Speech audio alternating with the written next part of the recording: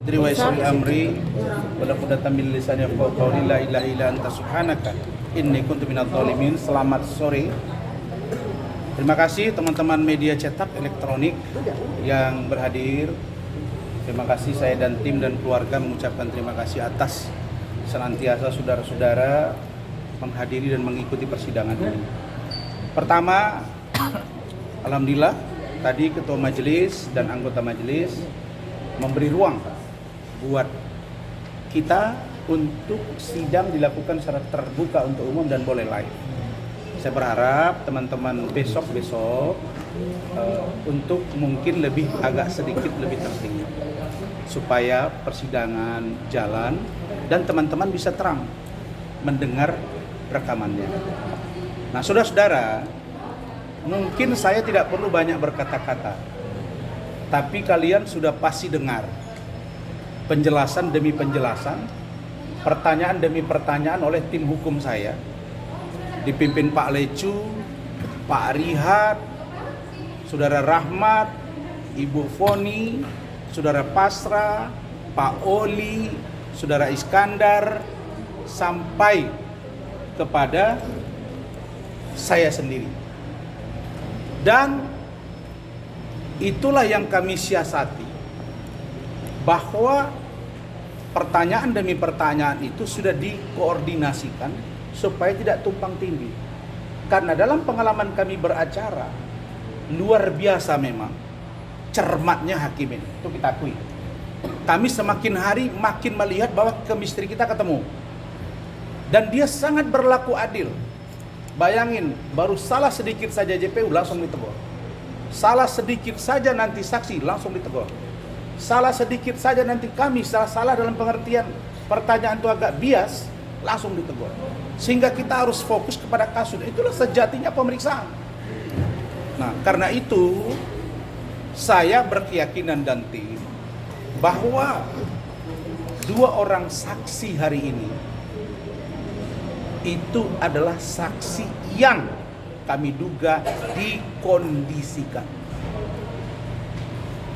Dan tidak pernah dalam sejarah persidangan yang saya ikuti, BAP saksi 1 dengan saksi 2 itu 100, bahkan bisa saya katakan 99%, bahkan hampir 100% itu hasil dari BAP yang satu ke yang 2. Yang kita sebut itu seperti copy paste.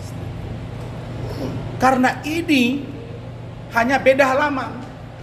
29 halaman, 27 halaman, satu lagi 23 halaman. Itu saja bedanya. Lalu rangkaian peristiwa dan keterangan yang digambarkan tuh hanya beda-beda dikit.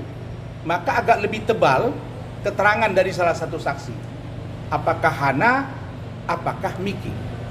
Tapi poin pentingnya adalah bahwa 2 orang ini menurut kami sudah tidak cakap kedudukannya sebagai saksi. Karena mereka tidak menjelaskan apa pencemaran yang dilakukan. Dan posisi seorang saksi harus jelas mengetahui dan atau mengalami dan atau menyaksikan. Mengetahui harus betul-betul mengetahui. Kalau dia mengalami harus betul-betul mengalami. Kalau dia misalnya menyaksikan harus betul-betul menyaksikan. Tidak boleh mungkin, iya saya lihat mungkin tanggal sekian, iya mungkin saya dengar begini. Nggak bisa begitu, bos. Ini hitam putih, hukum itu black and white, tidak ada abu-abu. Jadi kalau dari saya, mau mereka tadi koordinasi setelah sidang pertama Miki Yanto Halim itu babak belur dalam konteks pertanyaan di persidangan, maka mereka mencoba membangun komunikasi mungkin dengan saksi yang kedua, tetap juga babak belur. Karena tim saya ini jago-jago semua, kita udah bisik-bisik, ya kan? Lu nanya sana gini, sana gini. Kalian tahu lah itu. Dan itulah yang kami lakukan pada Hotman Paris. Kalau sempat mungkin kalian ada di situ, bisa jadi dia pingsan. Nah, kenapa? Karena pertanyaan itu mulai disenggol oleh Rahmat dikit urusan chattingan, langsung hakim menunjukkan bahwa jangan. Jadi saya melihat posisi hakim sekarang, untuk pemeriksaan saksi, ahli, fakta itu kelihatannya terbuka untuk umum. Tapi untuk nanti saya dengan Iklim Hakim mungkin akan tertutup. Jadi kawal ini agar semua proses hukum berjalan dengan baik. Bagaimana poin tentang posisi yang sangat menguntungkan saya di dalam persidangan ini nanti dijelaskan oleh teman-teman saya. Karena masing-masing punya perspektif, tolong dipahami, tim saya ini adalah super tim, bukan Superman. Saya butuh super tim sehingga orang-orang yang ada di tim ini punya kompetensi masing-masing. Silakan, Bang, berarti saudara. bisa dibilang Abang mencurigai kedua saksi itu, Bang? Apa? Abang bisa dibilang Nanti Abang saya mencurigai. jawab. Silakan saudara Lecu. Oke, ketua tim. Ini ya teman-teman ya, teman-teman hari ini 2 saksi fakta dihadirkan oleh jaksa penuntut umum. Ya ini hari 2 saksi fakta loh.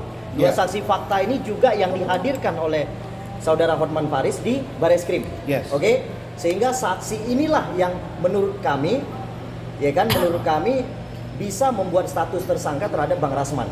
Kedua orang saksi ini. Ya. Tapi perlu saya pastikan dan jelaskan ini hari sangat beruntung. Kenapa saya bilang gitu? Bahwa yang pertama saksi Mike menyampaikan bahwa Bang Hotman sampai saat ini dengan saudari Hubungan terdakwa Iklim Hakim hubungannya baik-baik saja. Sampai hari ini. Sampai ini hari. Berarti sebenarnya nggak ada masalah. Iya. Ya artinya baik-baik saja. Tetapi kan pertanyaan saya, kalau baik-baik saja kenapa dilaporkan? Iya. Ya kan? Nah, berarti ada niat tertentu. Ya jelas hubungan HPH dengan terdakwa Iklim Hakim sangat baik-baik saja berdasar keterangan daripada si Mikianto. Mike Yanto. Mikianto. Miki Yanto, ya.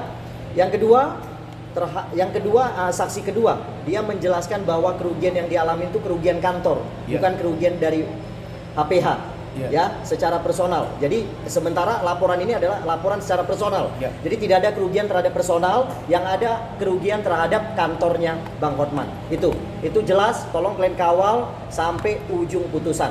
Kita lihat nanti, oke? Terima kasih. Cukup Silakan. dari saya, Bang Bung Rian. Rian. Itu poin penting tuh. Ya, baik, terima kasih. Silakan saya Riafa Barat selaku tim kuasa hukum daripada Dr. Ran.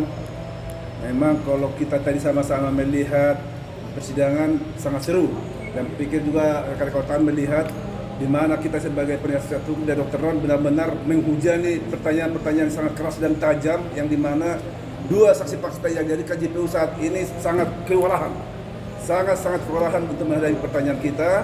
Dan cuma poinnya bukanlah karena kewalahan, tapi poinnya adalah sangat banyak keterangan-keterangan yang mereka berikan di dalam BAP ternyata kita ungkap fakta-fakta dalam persidangan tidak sesuai.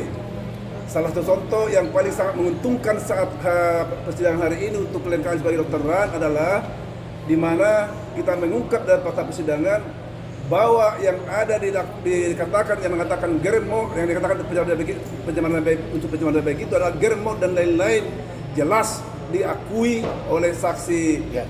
Meki maupun itu Hana yang menyatakan adalah Ibu Neti, Ya. bukan Dr. Ran, itu jelas, ya kan? Satu lagi poin yang sangat telak adalah untuk salah satu unsur di dalam pencemaran baik adalah adanya unsur kerugian. Ya. Itu tadi sangat benar-benar kita kupas tuntas dan memang mereka sebenarnya sangat kewalahan menjelaskan di mana pertama baik itu Miki maupun Hana mengatakan ada unsur kerugian. Begitu kita katakan apa unsur kerugian tersebut, dikatakan ada yang ada salah satu contoh, ada yang masih mau menentang kuasa. Nah, Tapi ternyata karena tidak jadi mundur. Jadi apa yang rugi? Kan tidak jadi bikin kuasa. iya betul. Itu baik itu Mulai, kan? dinyatakan langsung oleh si Miki maupun si Hana. Kedua, ada lagi Hana terangkan bahwa ada yang sudah bikin kontrak. Ada yang sudah bikin kuasa. Ya. Tapi kita tanya, adakah kontraknya? Tidak ada. Berarti apa ya? Kan tidak ada nilai. Itu yang jelas satu ya. Dan begitu juga tadi Meki bahwa dia tidak mengetahui, cuma dikatakan kerugian, tapi dia bilang kurang lebih sekian, tapi tidak jelas. Iya. Jadi itu nanti akan kita ramu semua di dalam pledoi kita bahwa yang dikatakan ada kerugian itu menurut kita tidak ada kerugian di dalam perkara pencemaran baik ini. Jadi itu yang bisa saya sampaikan. Mudah-mudahan nanti seperti apa, sampai kita tadi juga melihat juga sama-sama majelis hakim sangat netralitasnya sangat benar-benar luar biasa. Jadi dalam hal ini kita yakin beliau pun mencatat apa yang sudah fakta-fakta terlihat dalam persidangan, kita pun mencatat, kita itu akan nanti tuangkan semua di dalam pembelaan kita dari dokteran. Kita berharap mudah-mudahan sudut pandang kita bersama dengan kalau memang tadi seperti fakta yang terungkap semua dalam persidangan selama ini, mudah-mudahan kita mengharapkan Dr. Ran bisa bebas dari segala tuduhan jaksa penuntut umum. Terima kasih. Silakan Ibu Foni SAMH. Oh ya, sebetulnya sama dengan semua pendapat saya. Jadi hal yang paling menambah lagi keindahan di bulan Ramadan ini ternyata terbukalah dengan saksi dua ini bahwa kami yakin klien kami itu tidak melakukan pencemaran nama baik.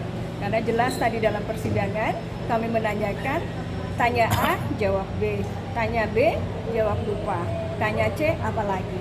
Jadi ya sudah, berarti kita paham bahwa apa yang disampaikan itu tidak sesuai dengan BAP. Sebagian banyak yang ada lupa, sebagian ada yang tidak ingat, itu yang terjadi. Jadi saya berharap dengan saksi fakta ini semakin benerang, hakim bisa menilai dan hakim bisa memutus seadil-adilnya kelak sambil berjalannya proses persidangan. Itu aja dari saya, terima kasih. Siap, silakan Bung Rahmat. Baik, terima kasih. Assalamualaikum warahmatullahi wabarakatuh. Waalaikumsalam. Pertama begini, saya mau membuka statement ini dengan sebuah adagium hukum, tapi bahas Indonesia aja. Bahwa dalam hukum pidana, bukti itu harus lebih terang daripada cahaya. Gitu. Jadi bukti ini termasuk di dalamnya adalah saksi. Ada 5 alat bukti, kan begitu. Nah, saksi yang dihadirkan hari ini dalam hukum pidana juga haruslah saling berkesesuaian. Tidak boleh satu sama lain tidak mendukung keterangannya. Nah, tadi sama-sama kita saksikan bahwa saksi-saksi memang di dalam BAP mereka berkesesuaian. Karena memang kami duga ada permainan ketika pemeriksaan berita acara pemeriksaan di waktu penyidikan yang ada di Barreskrim Mabes Polri. Makanya tadi Pak Rasman menyampaikan 99% hampir sama isi BAP-nya. Mulai dari kronologinya, kejadiannya, poin-poin keterangannya itu sama. Hampir seperti copy paste kalau kata Pak Rasman. Tapi tadi ketika dihadirkan ke dalam persidangan, baru kemudian yang mulia majelis hakim menyatakan bahwa saksi, kamu ini kan orang yang melihat secara fakta. Kamu hanya perlu menerangkan apa yang kamu ketahui. Jangan melulu melihat daripada catatan. Ketika statement itu disampaikan, kemudian saksi mulai berelaborasi dengan kata-katanya, di situ kelihatan mulai banyak perbedaan dari BAP. Misal tadi satu dibuka faktanya oleh Pak Rasman, yaitu di dalam BAP saksi menerangkan pertemuan pertama kali dengan Iklim Hakim adalah pada tanggal 25 Mei 2022. Faktanya di persidangan dia kebingungan terhadap poin itu. Dia menyatakan sebenarnya adalah 22 Februari itu. Nah, ini yang menjadi ketidaksesuaian. Kemudian yang kedua, saksi-saksi ini tidak mengetahui secara detail gitu. Postingan yang mana, kata-kata yang apa gitu. Apakah kata-katanya mengandung kata diduga atau tidak gitu. Ketika ini saya tanyakan, mereka langsung menjawab dan langsung membuka catatan kembali. Artinya sebenarnya saya meyakinin belum ditonton dia ini sebenarnya. Tidak saksi fakta ini saya meyakini gitu. Makanya tadi sebenarnya kami mau nolak ini saksi. Karena dugaan kami saksi ini adalah karyawan dari Hotman. Kalau dia karyawan, secara otomatis dia akan pasang badan dan keterangannya akan membela daripada bosnya. Sama seperti saya sendiri. Kalau ada orang bertanya, mana mungkin saya bela Hotman? 100% saya pasti bela Pak Rasman. Karena beliau adalah bos saya. Saya pikir jaksa tidak lagi dan jangan lagi menghadirkan saksi-saksi yang kualitasnya begini gitu loh. Jangan saksi yang berhubungan dengan korban gitu. Ya pasti keterangannya akan menguntungkan korban itu sendiri. Tetapi dalam hukum pidana itu tidak boleh yang begitu. Nah, baru yang kemudian poin berikutnya adalah keterangan saksi.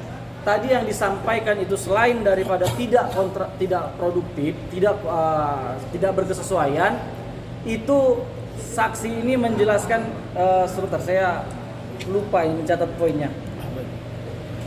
saksi menerangkan banyak kejadian tempat perkara. Nah ini poinnya, banyak kejadian.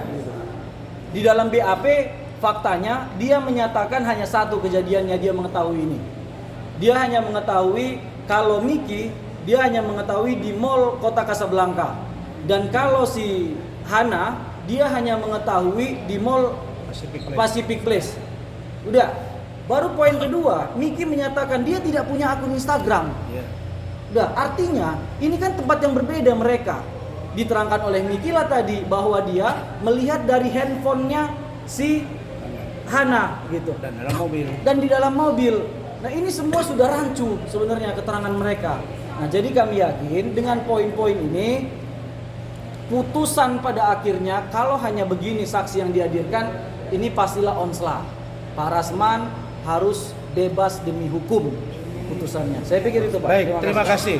Jadi untuk ke depan, minggu depan itu saya tanya tadi JPU akan menghadirkan saksi dari pihak wartawan. Nah ini yang saya tanda tanya nih, siapa di antara kalian ini? Jangan nanti kami anggap itu ya jangan sampailah mengkhianat ya. Tapi disebut-sebut di situ seringkali tadi sepertinya cumi-cumi. Kan disebut tadi kan, betul nggak? Dan kayaknya mengarah ke Eki gitu kan. Nah, jadi saya tidak tahu.